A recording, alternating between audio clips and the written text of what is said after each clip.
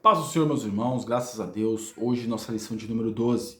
O nosso tema é a conduta do crente em relação à família. Irmãos, o crente tem que ser exemplar no cuidado com sua família. Primeiro Deus, o homem que é casado. Segundo a sua esposa, terceiro os filhos e em quarto a igreja. Então o homem tem que saber que tem que zelar pela sua família. É claro, meus irmãos, todo final de semana eu preciso levar meus filhos para passear, porque a minha família tem que cuidar da minha família. Não, não é isso. Tem que ser ponderado, tem que ter equilíbrio.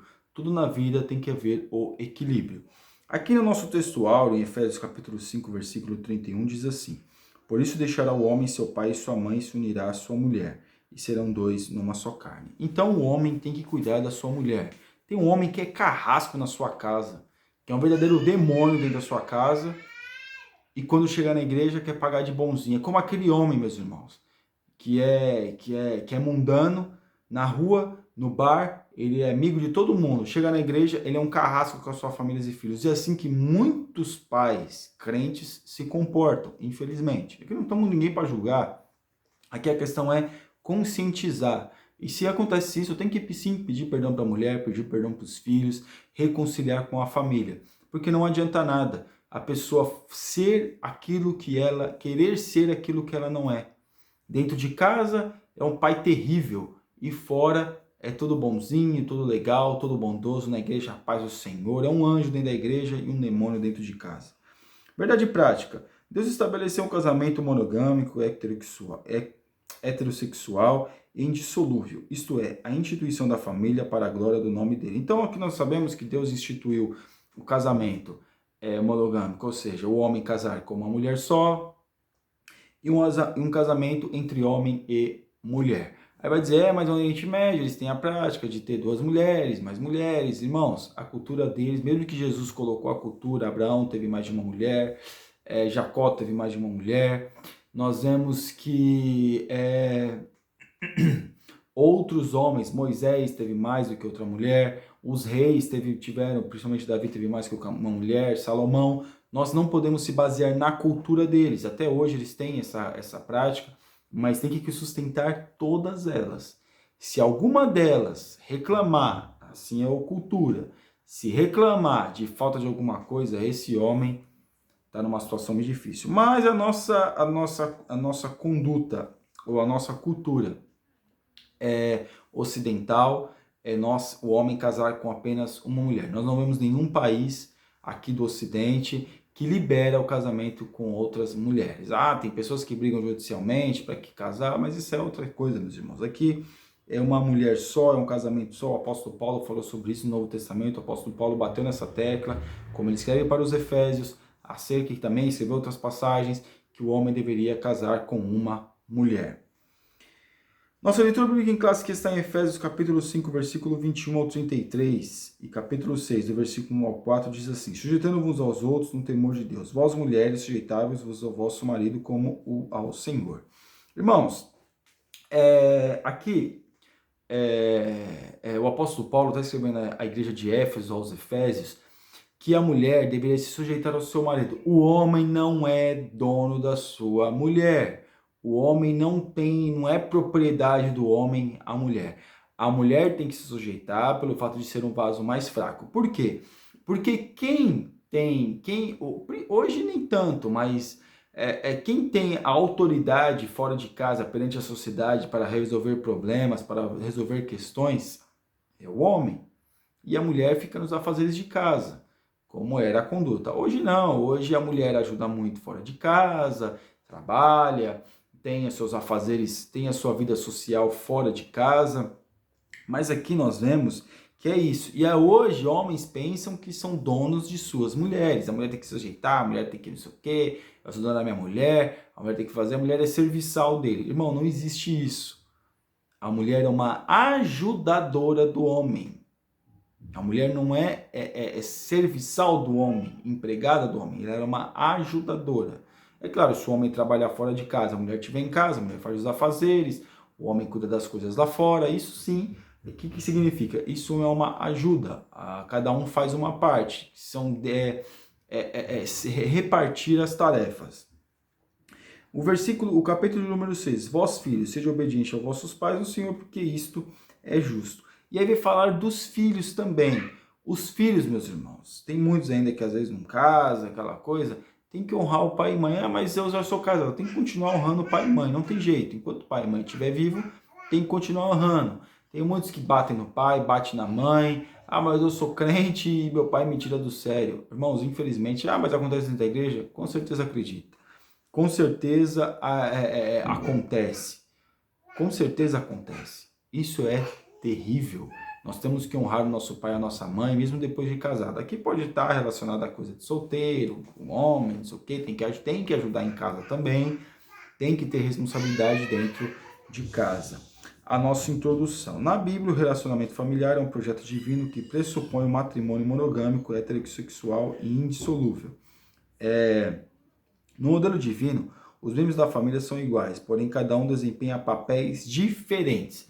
Todos são iguais, com papéis diferentes. Papel de filho é filho, pai é pai, mãe é mãe. Ah, mas os dois trabalham fora, mas também tem tarefas diferentes, tem participações diferentes na família, tem o seu lugar certo na família. Não tem jeito. Tem que ser, é assim que funciona para a família ser bem ordenada, é desse jeito. Cada um saber o seu papel dentro da casa para que possa funcionar bem.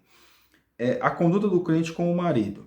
O papel do marido como líder da família. Na Bíblia ordena a ordem da autoridade observada do seguinte modo: Deus é a cabeça de Cristo. Cristo é a cabeça do homem, o homem é a cabeça da mulher. Alguém vai dizer, mas o pescoço, que a mulher só vira a cabeça para o lado que o pescoço manda virar. Claro, meus irmãos, existe isso porque é uma ajudadora.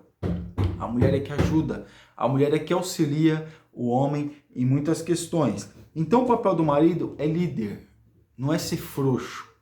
Ah, mas o homem não pode ser frouxo, tem que ser mandão e brigão. Isso não quer dizer liderança nenhuma. O líder é aquilo que a mulher confia naquilo da atitude do seu marido.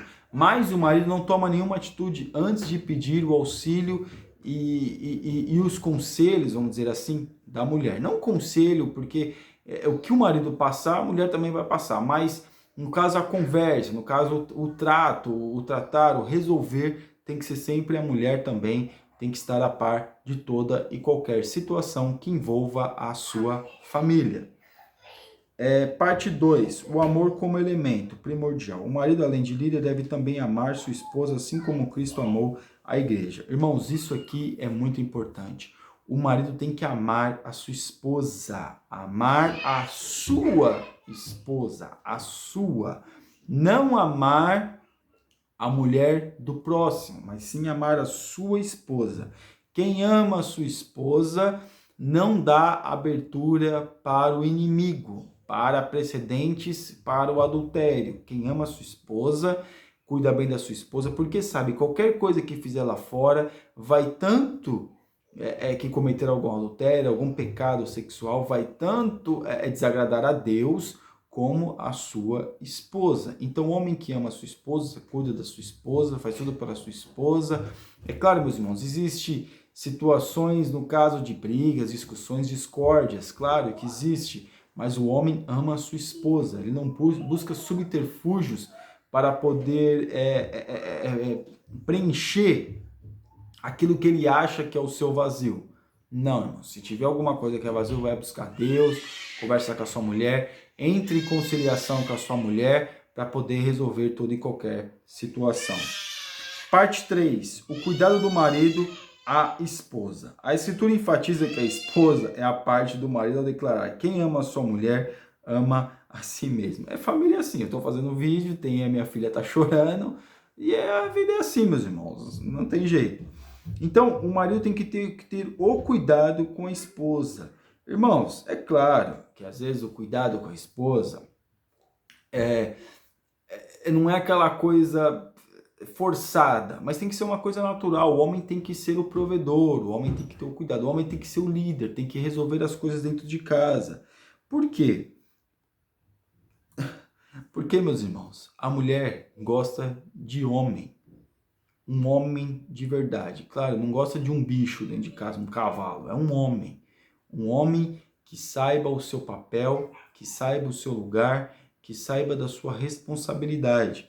Então, isso aqui, o cuidado do marido com a esposa, é isso. O marido tem que cuidar da sua esposa, fazer aquilo que é de melhor. Irmãos, infelizmente a gente comete alguns erros, algumas falhas.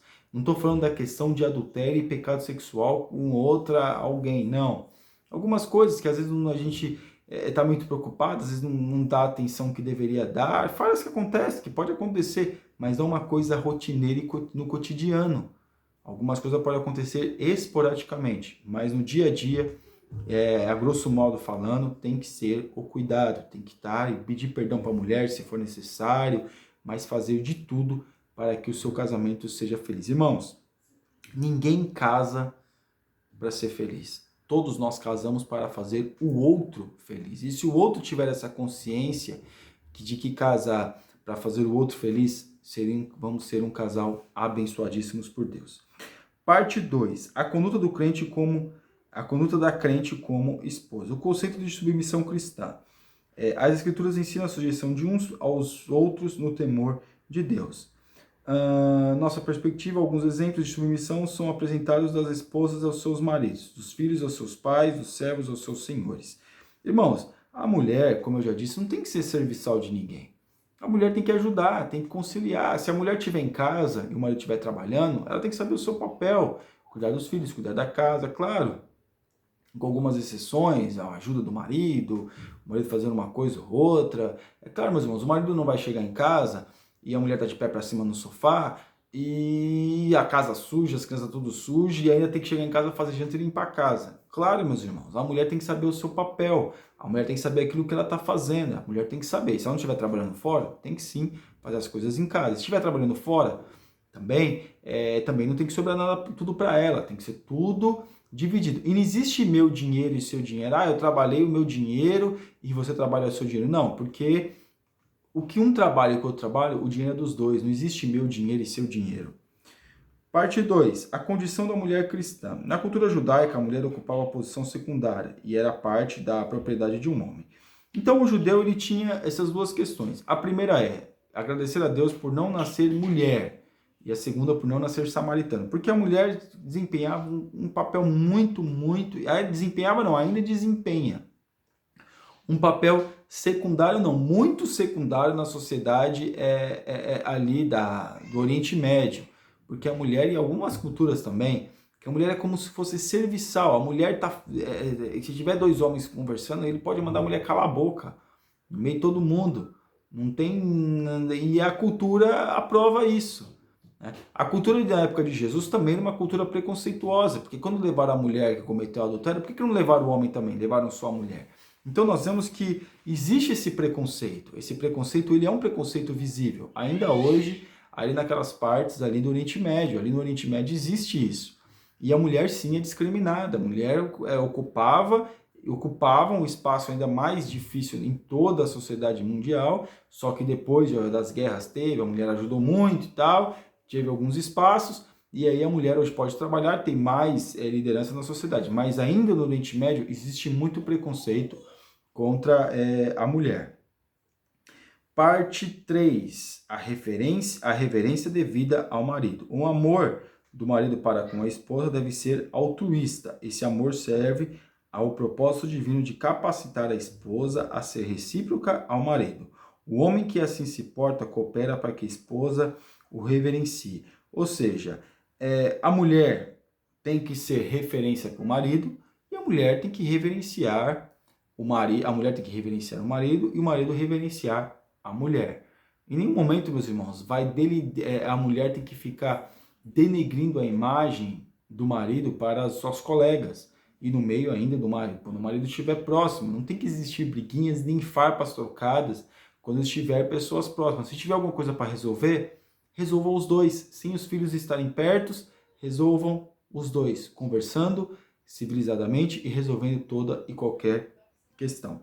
Parte 3. A conduta do crente como filho. A responsabilidade dos pais. Os pais devem criar seus filhos na doutrina e administração do Senhor. Irmãos, os pais têm que criar os seus filhos na doutrina do Senhor.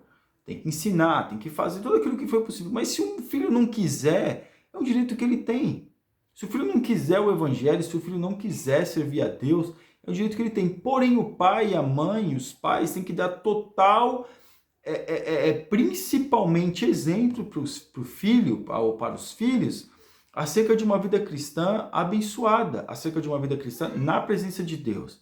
Porque quando isso acontece, dificilmente os filhos vão se deturpar, sair da igreja, se desviar. Isso vai ser muito difícil. Por quê? Isso acontece muito, não estou dizendo que isso, mas isso acontece muito quando o pai e a mãe ficam falando mal do pastor, mal de todo mundo, perto dos filhos, e aí acontece, infelizmente, como muitos filhos estão se desviando da igreja. A conduta requerida dos filhos. O dever dos filhos é honrar o pai e a mãe. Os filhos têm que aprender que eles têm que honrar os seus pais. E os pais têm que honrar os pais, os seus pais, ou seja, os avós dos seus filhos. Por quê? A conduta que claro, tem muitos pais que não são vivos, avós que não são vivos, mas nós temos que ter essa consciência, por quê? Porque essa conduta vai com certeza vai se espelhar na conduta do seu filho. Então temos que dar o exemplo. O mandamento como promessa. Os filhos que obedecem em honra a seus pais, uma promessa dupla lhe é assegurada, para que te vá bem e vivas muito tempo sobre a terra. Viver bem sobre a terra, meus irmãos, não é viver até os 150 anos, mas sim ter uma longevidade, mas uma longevidade abençoada, com uma consciência tranquila, com uma consciência sem peso, com uma vida tranquila. Dificuldades, situações, todos nós vamos passar. Mas aquele que cumpre a palavra de Deus vive muito melhor. Amém? Que nós venhamos honrar nossos pais, nossas mães, os nossos pais em geral. Que nós venhamos, aqueles que são casados, honrar as suas esposas, mulheres, honrar os seus maridos. E vamos ter uma vida abençoada dentro da nossa casa. Vamos fazer com que a nossa casa venha a ser um lar abençoado por Deus. Que a nossa casa venha a ser de fato um lar abençoado, que a gente venha ter gosto de estar em casa, que nós venhamos ter gosto de estar com a nossa família, que nós venhamos ter gosto de passear com a nossa família, de levar passeios, de estar junto, meus irmãos, que a gente venha ter gosto por isso, que venha ser um prazer, nós venhamos sair com a nossa família, não uma obrigação e um desprazer, mas sim um prazer. Amém? Que Deus abençoe os irmãos em nome de Jesus. Você que não é inscrito no nosso canal, está convidadíssimo a se inscrever. Que Deus te abençoe. Fique na paz.